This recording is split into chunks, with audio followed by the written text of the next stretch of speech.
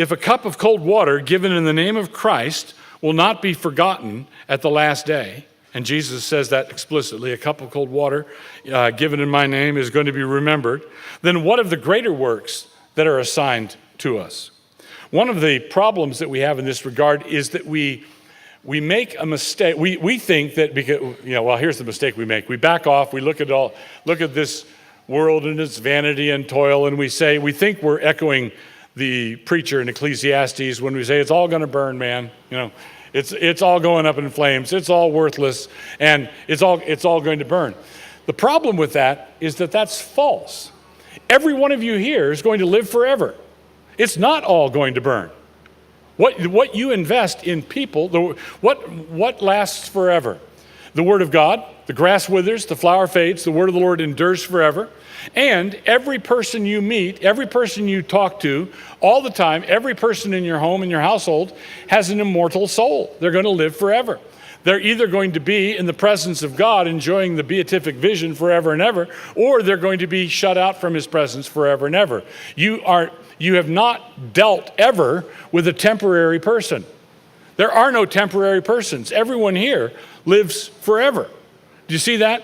And that means that the things that you do, the cup of cold water that you bring, the meal that you prepare, the diapers you change, the clothes you wash, the tuition you pay, all of those things are things those are not going to go on eternally, right?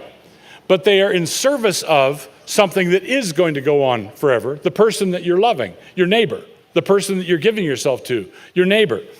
Those things, your salary, your job, your work, your lawnmower, your activity, all that bustling is scaffolding.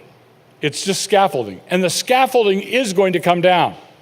There is going to come a day when all the scaffolding of this world is going to come down.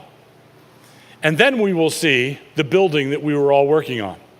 That we're not going to see nothing. It's not like God says, okay, everybody, I want you to build a ramshackle scaffolding with no building inside. And then when the last day comes, I'm going to tear it all down and we're going to burn it.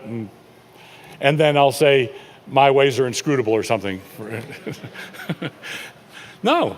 It says in 1 Corinthians 15, your labor in the Lord is not in vain. It's permanent. It leaves a mark. What you do matters, and what you do matters forever.